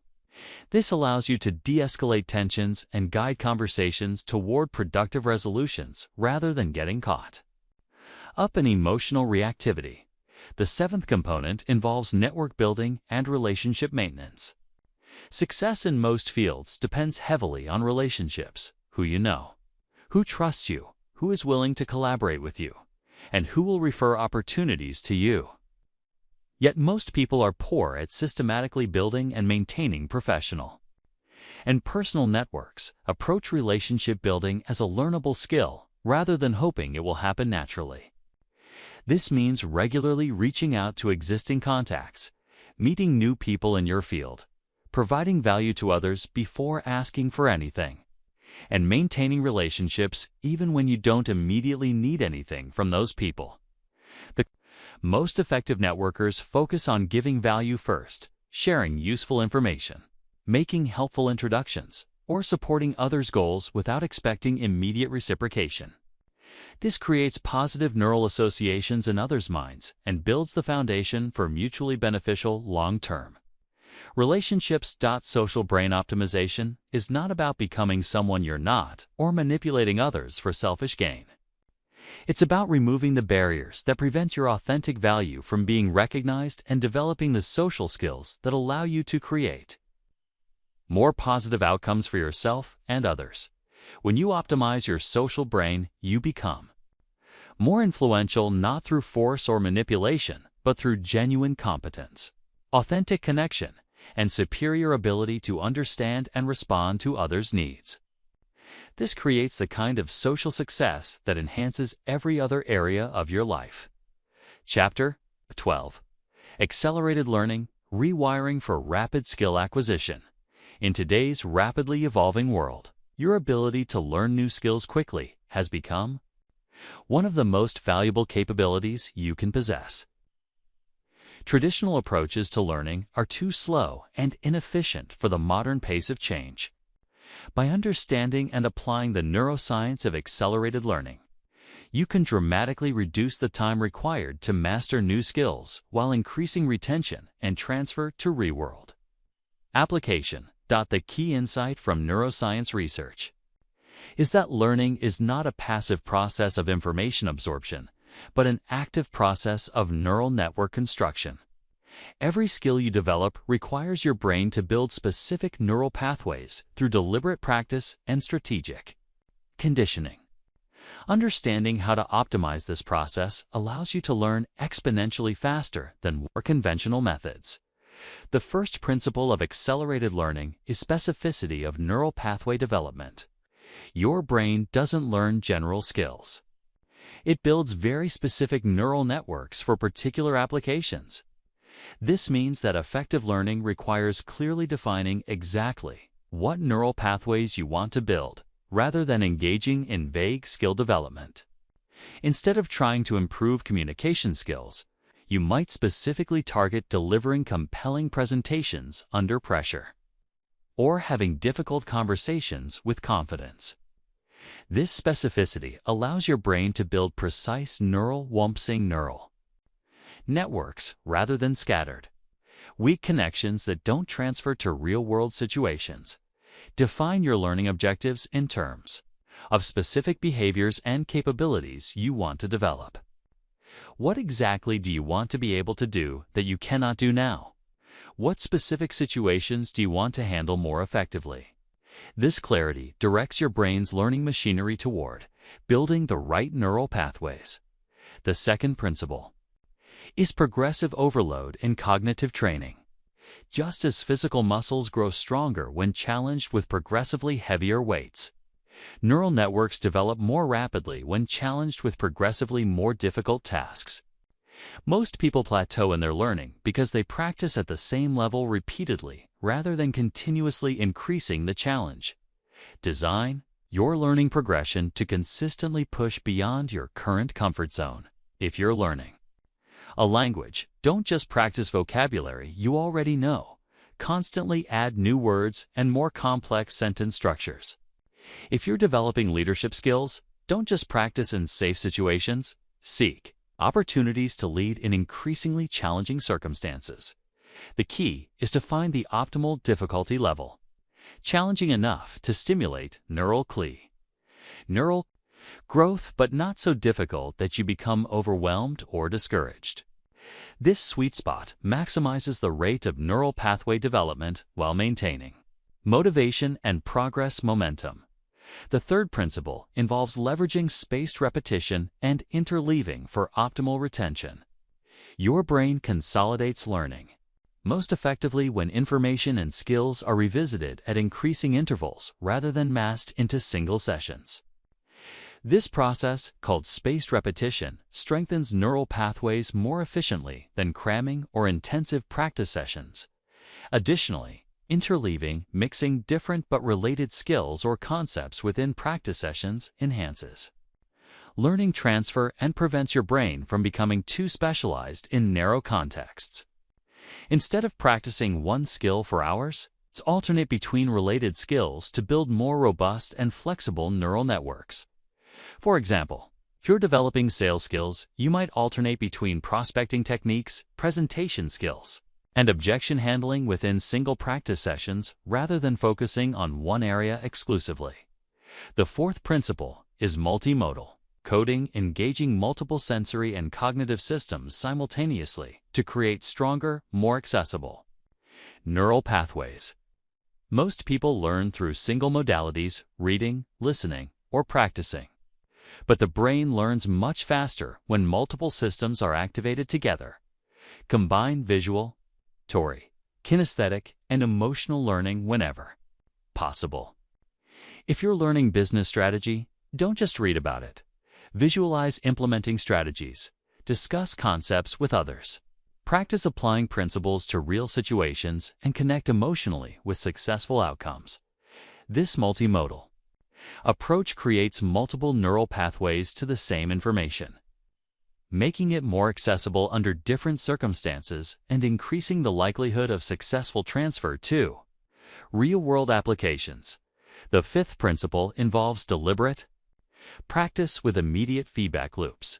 Random practice or repetition without feedback builds neural pathways slowly and often incorrectly. Accelerated learning requires deliberate practice, focused effort on specific weaknesses with immediate feedback about performance quality. This means identifying the precise aspects of a skill where you're weakest and practicing those elements intensively with mechanisms for immediate performance feedback. If you're developing presentation skills, record yourself speaking and analyze specific areas for improvement. Rather than just giving presentations and hoping you're getting better, seek mentors, coaches, or systematic feedback mechanisms that can provide accurate, immediate information about your performance quality. The faster the feedback loop, the more rapidly your brain can adjust and optimize its neural pathways. The sixth principle is leveraging neuroplasticity enhancers activities and conditions that increase your brain's capacity for neural rewiring. Physical exercise, particularly cardiovascular activity, increases BDNF production and enhances neuroplasticity. Quality sleep is essential for memory consolidation and neural pathway strengthening. Meditation improves attention and reduces cognitive interference. Structure your learning schedule to include these neuroplasticity enhancers rather than treating them as separate activities. Exercise before learning sessions to prime your brain for neural growth. Ensure adequate sleep after learning to allow consolidation. Use meditation to improve focus during practice sessions. The seventh principle involves emotional engagement and meaning-making. Your brain prioritizes learning that has emotional significance and clear relevance to your goals. Abstract or emotionally neutral learning is processed more slowly and retained less effectively than learning connected to strong emotions and clear purpose. Connect every skill you're developing to compelling personal outcomes. How will mastering this skill transforms your life, career, or relationships?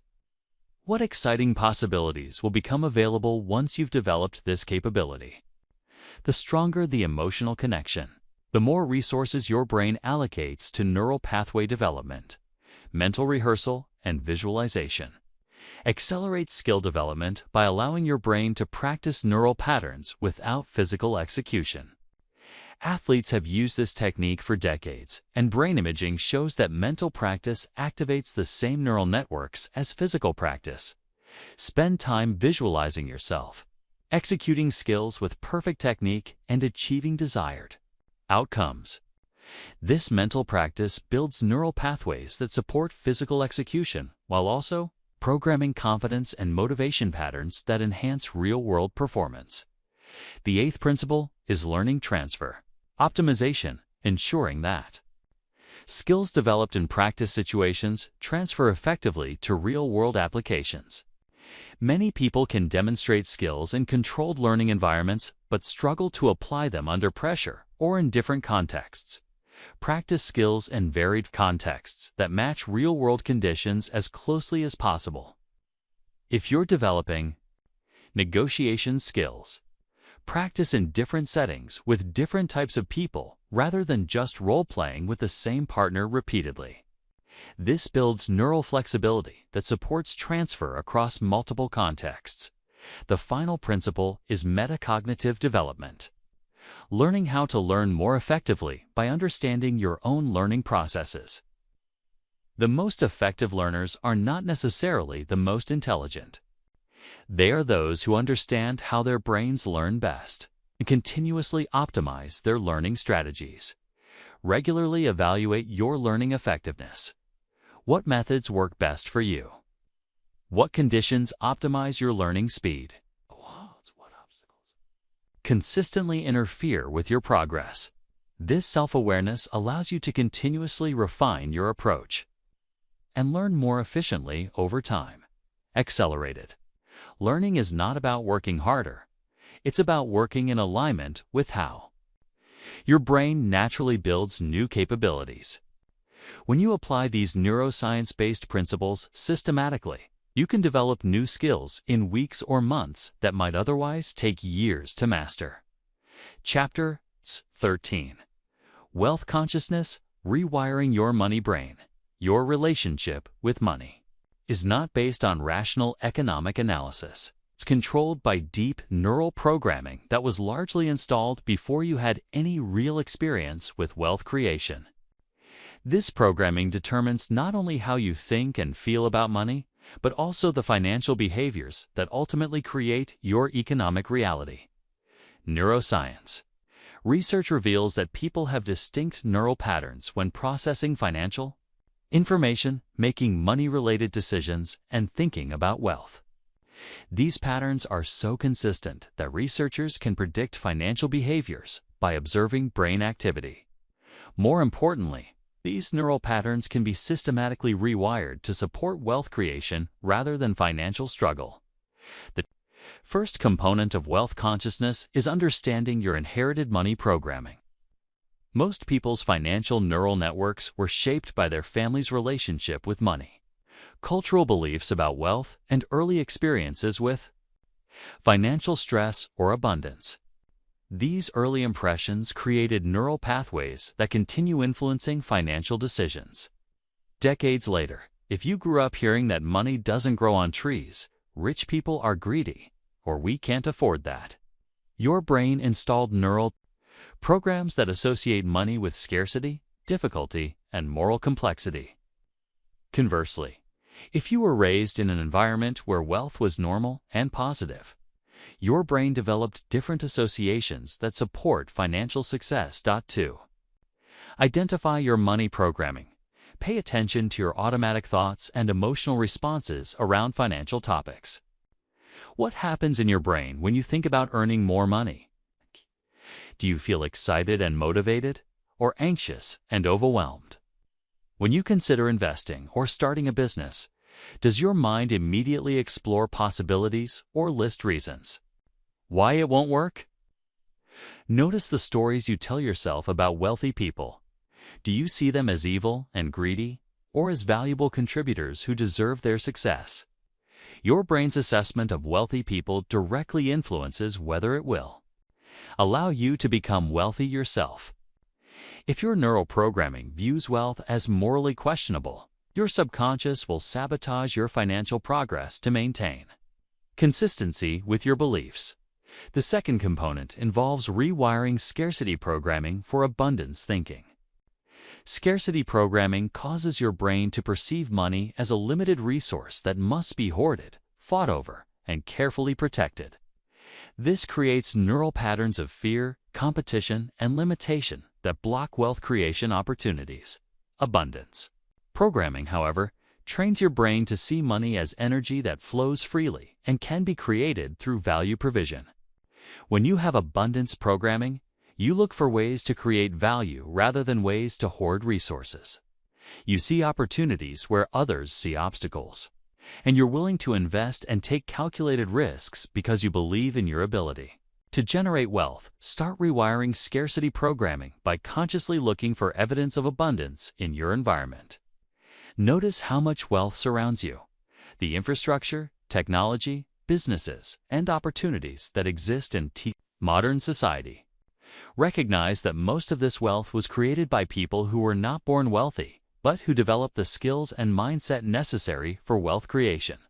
Practice abundance thinking by regularly asking yourself, how can I create more value? What problems can I solve for others? How can I improve or innovate in my field? These questions train your brain to think like a wealth creator rather than a wealth consumer. The third component is developing what researchers call delayed gratification programming, the neural ability to sacrifice short-term pleasures for long-term financial benefits. Studies like the famous Stanford marshmallow experiment have shown that the ability to delay gratification is one of the strongest predictors of long-term success, including financial success. Most people's brains are wired for immediate gratification because that programming served survival purposes in earlier environments. However, wealth creation requires the ability to invest time, energy, and resources now for benefits that may not materialize for months or years. Train delayed gratification by regularly choosing long-term benefits over short-term pleasures. This might mean investing money instead of spending it on consumer goods, studying instead of watching entertainment, or building a business instead of taking a higher-paying job. Each time you choose delayed gratification, you strengthen the neural pathways that support wealth creation. The fourth component involves reprogramming your relationship with risk and uncertainty. Wealth creation inherently involves risk. Starting businesses, making investments, changing careers, or developing new skills all involve uncertainty about outcomes. If your brain is programmed to avoid risk at all costs, you'll unconsciously avoid the activities that create wealth. Successful wealth creators don't eliminate risk. They become skilled at evaluating and managing risk. They understand that avoiding all risk is actually the greatest risk because it guarantees mediocrity. Their brains are programmed to see calculated risks as opportunities rather than threats. Gradually expose yourself to increasing levels of financial risk while building your risk assessment and management skills. Start with small investments or side projects where failure won't devastate you financially, but success could provide meaningful returns. As you develop competence and confidence, you can take on larger opportunities. The key is to distinguish between intelligent risk-taking and reckless gambling. Intelligent risk involves thorough analysis, preparation for multiple outcomes, and positioned where the potential upside significantly outweighs the potential downside. The fifth component is developing value creation programming. The most fundamental truth about wealth creation is that money flows to those who create the most value for others.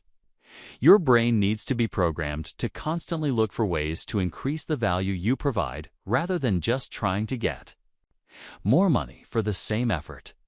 This requires shifting from an employee mindset to an entrepreneur mindset, regardless of whether you're actually self-employed. Employee mindset focuses on trading time for money and getting by with minimum effort. Entrepreneur mindset focuses on creating maximum value and finding ways to generate results that exceed expectations. Train your brain to think like a value creator by regularly asking, how can I solve bigger problems? What skills would make me more valuable? How can I help others achieve their goals? What innovations or improvements can I contribute? These questions program your brain to focus on value creation, which naturally leads to increased compensation.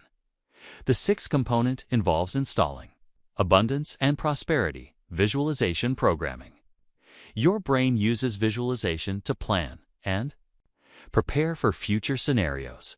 If you never visualize yourself as wealthy, your brain has no neural blueprint for creating that reality. Most people can easily visualize problems and challenges but struggle to create clear, compelling visions of financial success. Spend time regularly visualizing yourself living with financial abundance. See yourself making investment decisions, managing multiple income streams, living in your ideal environment, and having the freedom that comes with financial independence. Make these visualizations as detailed and emotionally engaging as possible. The key is to visualize not just the end result, but the person you would need to become to create that result. How would a wealthy version of yourself think, make decisions, spend time, and interact with others? Begin embodying those characteristics now rather than waiting until you achieve financial success. The seventh component is social programming and environmental design. Your brain is heavily influenced by the people you spend time with and the environments you frequent. If you're surrounded by people who struggle financially and complain about money, your brain will adapt to that reality as normal. Conversely, if you spend time with people who are financially successful and think abundantly about money, your brain will begin adopting similar neural patterns. Through social mirroring and environmental conditioning, seek out financially successful people. Read books by wealthy individuals, listen to content about wealth creation, and put yourself in environments where abundance is normal rather than exceptional. This doesn't mean abandoning old friends, but it does mean consciously expanding your social circle to include people who model the financial success you want to create. The eighth component involves developing financial education and competency programming. Confidence comes from competence, and you can't feel truly confident about wealth creation if you don't understand how money actually works. Many people avoid financial education because it seems complicated or boring, but this avoidance keeps them trapped in financial limitation. Invest time in learning about investing, business creation, tax strategies, and wealth management. The more you understand about money and wealth creation, the more confident and comfortable your brain becomes with financial topics. This confidence translates into better financial decisions and increased willingness to pursue wealth building. Opportunities start with basic concepts and gradually build your financial knowledge over time. Read books, take courses, attend seminars, and seek mentorship from people who have achieved the kind of financial success you desire. The final component is gratitude and appreciation programming. Paradoxically, the fastest way to create more wealth is to genuinely appreciate what you already have. Gratitude programming trains your brain to recognize abundance rather than focusing on lack, which creates a positive emotional state that attracts more opportunities. Practice daily gratitude for your current financial situation, regardless of how limited it might seem. Appreciate your ability to earn money, the opportunities available to you, and the wealth that already exists in your life in forms other than cash. This doesn't mean being satisfied with limitation, but rather approaching wealth creation from a position of abundance and appreciation rather than desperation and fear. When your brain feels abundant and grateful, it makes better decisions and recognizes more opportunities than when it feels desperate and fearful. Wealth consciousness is not about becoming obsessed with money. It's about developing the neural programming that allows money to flow naturally as a result of value creation, intelligent decision-making, and abundant thinking. When you rewire your money brain systematically, financial success becomes a natural expression of your programming rather than a constant struggle. Against limiting beliefs. Chapter 14. Peak performance states engineering flow and excellence. Peak performance is not a random occurrence or a gift reserved for elite athletes and exceptional individuals. It's a specific neurological state that can be systematically accessed and optimized. When you understand the neuroscience behind peak performance states, you can engineer these conditions deliberately rather than hoping they'll occur spontaneously. Research has identified the key neural signatures of peak performance across various domains. During optimal performance, the brain shows increased activity in task-relevant networks, while suppressing activity in areas associated with self-doubt, distraction, and overthinking. This creates a state of effortless concentration where actions flow naturally and performance exceeds normal capabilities, the first component of peak performance. Engineering is understanding flow states, periods of optimal experience where you become completely absorbed in challenging activities that match your skill level. During flow, your brain releases a cocktail of performance-enhancing neurochemicals, including norepinephrine focus, dopamine reward and motivation, anandamide lateral thinking, and endorphins pleasure and pain relief. Flow states have specific triggers that can be activated deliberately.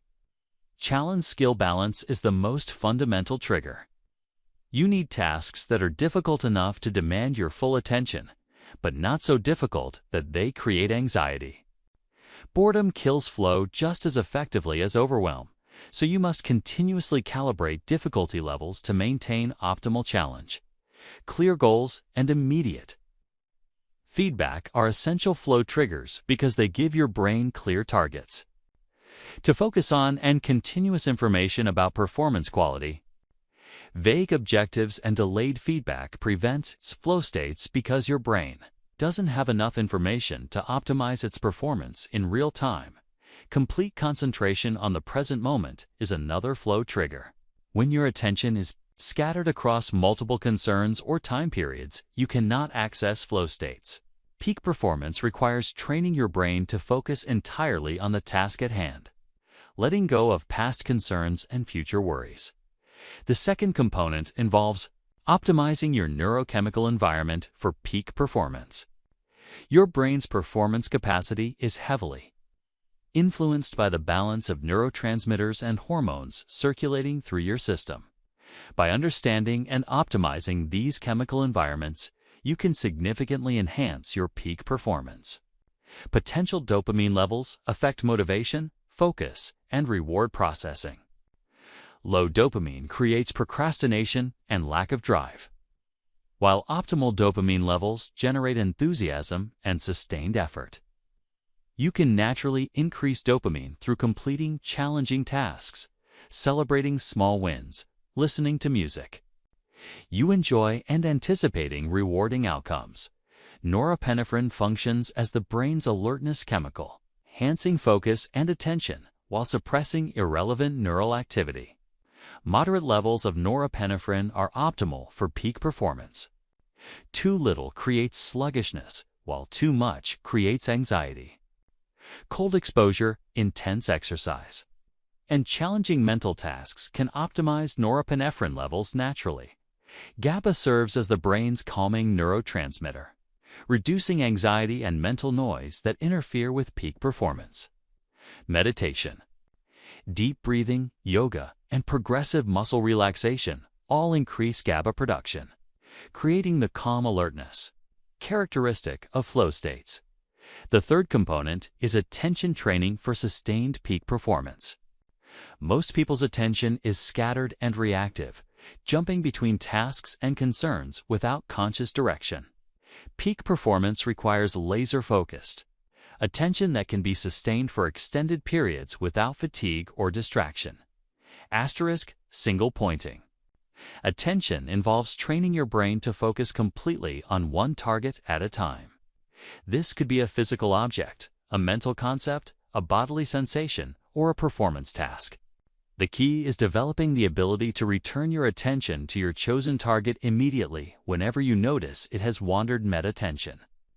Involves becoming aware of your attention itself, noticing when you're focused, when you're distracted, and what factors influence your attentional states. This awareness allows you to consciously optimize your attention for peak performance rather than leaving it to random chance. Attention cycling involves alternating between periods of intense focus and brief recovery periods. Your brain cannot maintain peak attention indefinitely. So optimal performance requires understanding your natural attention rhythms and structuring activities accordingly. The fourth component involves physiology optimization for peak neural performance. Your brain is not separate from your body. Its performance capacity is directly influenced by your physical state, energy levels, and biochemical environment. Sleep optimization is crucial because your brain consolidates learning, clears metabolic waste, and restores neurotransmitter levels during quality sleep. Peak performers prioritize sleep consistency, duration, and quality rather than trying to function on minimal rest. Nutrition, timing, and composition significantly affect cognitive performance. Your brain requires steady glucose levels for optimal function, but blood sugar spikes and crashes create performance variability. Strategic nutrition timing around peak performance periods can enhance mental clarity and sustained energy. Hydration levels directly impact cognitive function, with even mild dehydration reducing mental performance. Peak performers maintain optimal hydration levels rather than waiting until they feel thirsty. Movement and exercise prime your brain for peak performance by increasing BDNF production, improving blood flow, and optimizing neurotransmitter levels. Strategic movement before peak performance periods can significantly enhance cognitive capacity. The fifth component is environmental design for peak performance.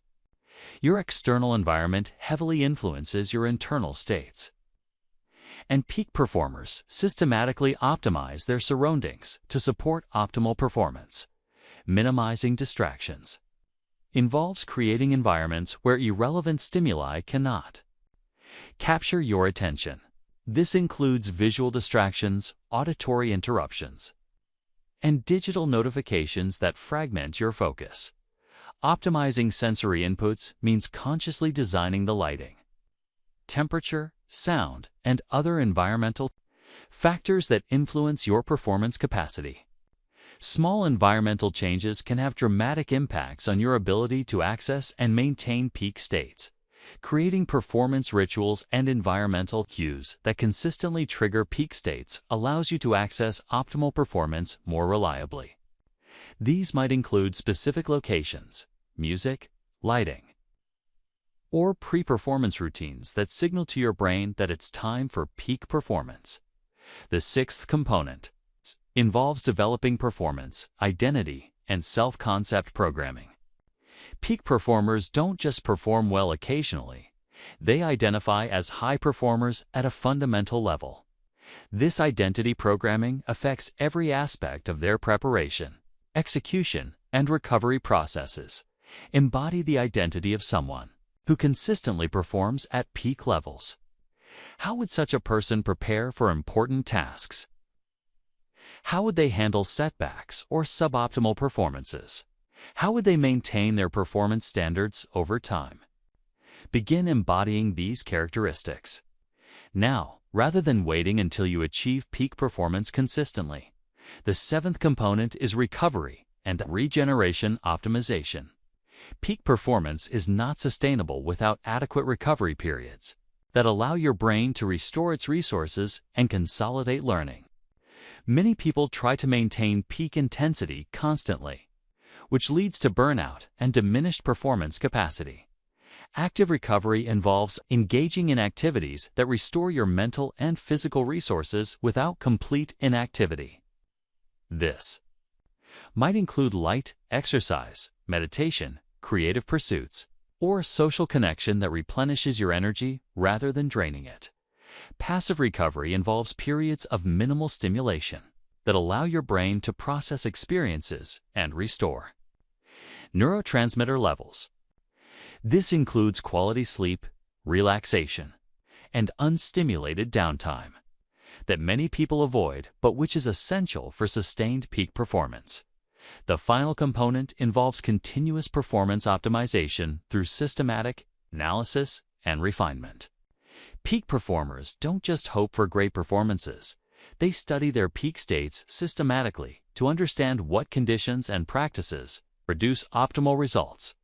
Keep detailed records of your peak performance experiences, noting the conditions, preparation, mindset, and environmental factors that contributed to exceptional results. Look for patterns that can be replicated and refined over time. Experiment with different approaches to peak performance, preparation, and execution, treating each important task as an opportunity to test and refine your performance protocols. When you engineer peak performance states systematically rather than leaving them to chance, you can access exceptional performance capacity on demand rather than waiting for inspiration or perfect conditions. This transforms peak performance from a rare occurrence into a trainable skill that serves you in every area of life. Chapter 15. The Future You, Sustaining Transformation and Continuous Growth. The ultimate test of neural rewiring is not whether you can create temporary changes in your thinking and behavior, but whether you can sustain transformation over time and continue growing throughout your life. Many people experience initial success with brain rewiring techniques only to revert to old patterns when faced with stress, setbacks, or the simple passage of time. Creating lasting transformation requires understanding how to make new neural programming resilient, self-reinforcing, and continuously evolving. This involves developing what neuroscientists call neuroplastic maintenance, systematic practices that keep your brain optimized for growth and prevent regression to limiting patterns. The first principle of sustained transformation is identity integration, making your new neural programming so central to your sense of self that reverting to old patterns feels foreign and uncomfortable. Most behavior change fails because people try to modify actions without changing their underlying identity. They attempt to act like successful people while still seeing themselves as struggling individuals. True transformation occurs when your new neural patterns become integrated into your core identity. Instead of trying to act confident, you become a confident person.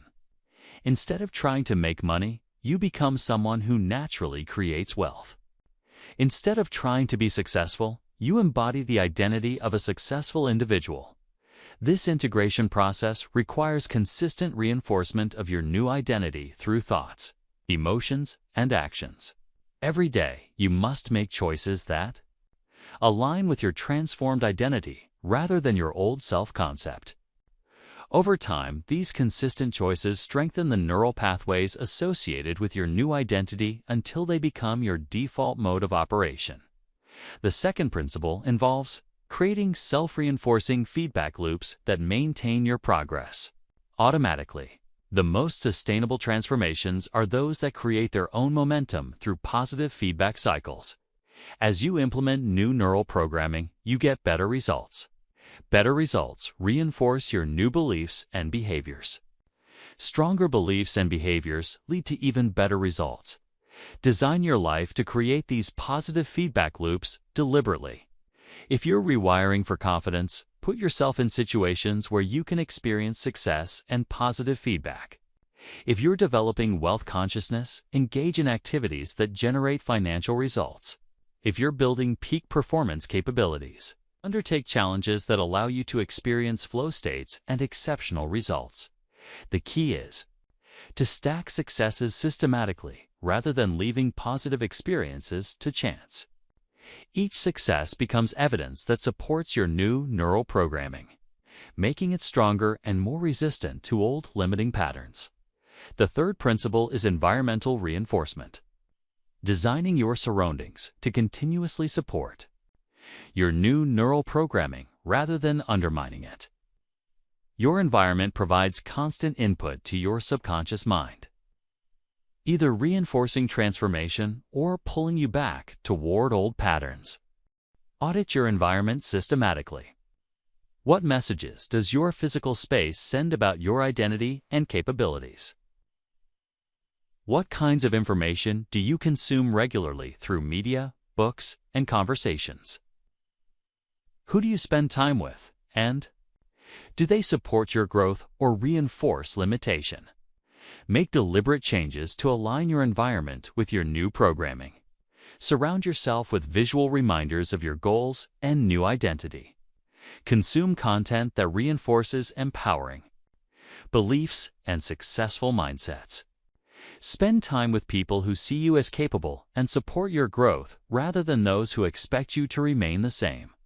The fourth principle involves developing anti-fragility, the ability to become stronger from stressors rather than just surviving them. Life will inevitably present challenges that test your new neural programming. Many people lose their progress during difficult periods because they haven't trained their transformed mindsets to handle adversity, build challenges, and stressors deliberately into your growth process rather than avoiding them. Practice your new neural patterns under pressure, during setbacks, and in difficult circumstances. This creates robust programming that maintains itself even when conditions are not ideal. Develop systematic protocols for handling setbacks without losing your progress. You encounter obstacles or failures. Have predetermined responses that reinforce your new identity rather than triggering regression to old patterns. This might include reframing techniques, identity reinforcement practices, or support systems that help you maintain your transformation during difficult periods. The fifth principle is continuous learning and adaptation. Your brain is designed to keep growing throughout your life, but only if you continue challenging it with new learning experiences.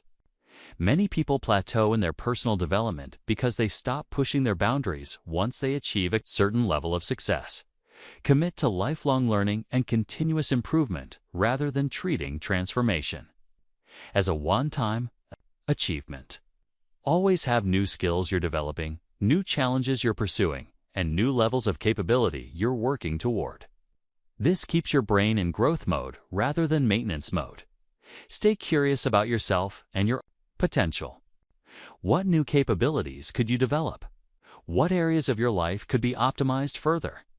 What limiting beliefs might you still be carrying that could be upgraded? This curiosity-driven approach ensures that your transformation continues deepening. Over time, the sixth principle involves teaching and sharing your transformation with others. One of the most powerful ways to cement new neural programming is to teach it to others. When you articulate your insights, share your strategies, and help others implement similar changes, you reinforce your own transformation while creating accountability and purpose. Look for opportunities to mentor others. Share your growth experiences or contribute to others' development in ways that align with your own transformation. This creates meaning and social reinforcement for your new programming while helping others achieve similar growth. The seventh principle is systematic tracking and optimization of your transformation process. Peak performers in every field meticulously track their progress and continuously refine their approaches based on results. Apply this same principle to your neural rewiring process. Keep detailed records of your practices, results, and insights. What techniques produce the fastest and most lasting changes? What obstacles consistently interfere with your progress? What environmental factors support or undermine your transformation? This data allows you to continuously optimize your approach rather than hoping for the best. Conduct regular reviews of your transformation progress. Are you maintaining the gains you've made?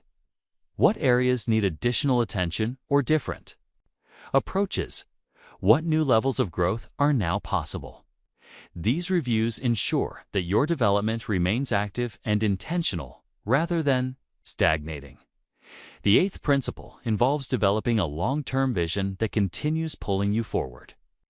Transformation is easier to sustain when you have compelling future goals that require continued growth. Without evolving challenges and aspirations, you may lose motivation to maintain your new neural programming.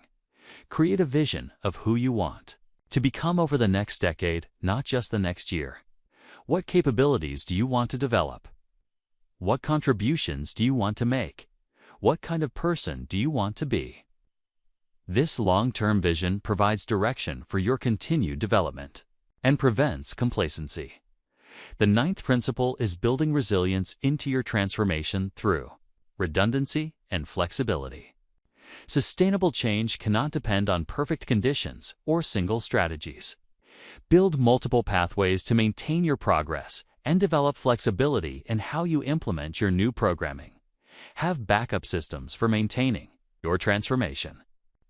When your primary practices are disrupted by travel, stress, or changing circumstances, develop multiple techniques for accessing each desired mental state rather than depending on single methods. This redundancy ensures that your transformation remains stable, even when some elements of your system are temporarily unavailable. The final principle is embracing transformation as a lifelong identity rather than a temporary project. The most successful personal development occurs when growth becomes central to who you are rather than something you do occasionally. When you identify as someone who is continuously growing, learning, and evolving, transformation becomes a natural expression of your core identity.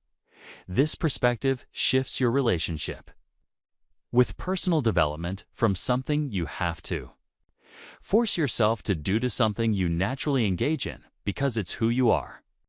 Growth becomes as natural as breathing rather than a constant battle against inertia. When you apply these principles systematically, your neural rewiring becomes self-sustaining and continuously evolving. You develop the kind of transformation that lasts decades rather than months, creating a foundation for lifelong success and fulfillment.